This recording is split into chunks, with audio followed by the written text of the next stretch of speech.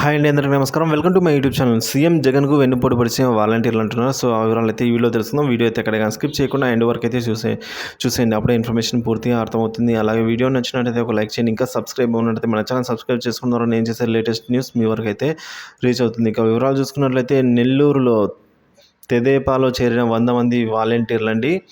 So Nellore జిల్లాలో అధికార party వాలంటీర్లు అయితే దూరం అవుతున్నారనే వార్తలు అయితే వినిపిస్తున్నాయి. ఇటీవల విడవలూరు మండలానికి చెందిన 40 మంది కొవ్వూరు ఎమ్మెల్యే అభ్యర్థి వేమిరెడ్డి ప్రశాంత్ రెడ్డి సమక్షంలోనే తెలుగుదేశం పార్టీలో చేరగా, తాజాగా నెల్లూరు నగర ఎమ్మెల్యే అభ్యర్థి నారాయణ సమక్షంలో దాదాపుగా 100 మంది వాలంటీర్లు తెలుగుదేశం పార్టీలో అయితే చేరారు. తమ పదవులకు రాజీనామా చేసి స్వచ్ఛందంగా తెలుగుదేశం పార్టీలో చేరిన వాలంటీర్లకు నారాయణ కండువాలు కప్పి పార్టీలోకి ఆహ్వానించారు.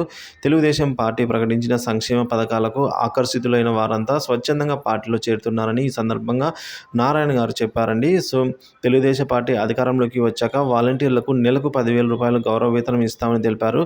అర్హతను బట్టి స్కిల్ డెవలప్మెంట్ ద్వారా వారికి అభ్యున్నతి అంటే వారికి పై పోస్టులకు అంటే ఏదైనా మంచి స్కిల్ డెవలప్మెంట్ ద్వారా మంచి జాబ్ అయితే ఇప్పిస్తామని, కృషి చేస్తామని, తగ్గ కృషి తోడ్పాటు అందిస్తామని అయితే తెలపడం జరిగిందండి. సో ఈ విధంగా వాలంటీర్లు అయితే వైసీపీ నుంచి టీడీపీకి ఈ విధంగా పార్టీ మారుతూ ఉన్నారు.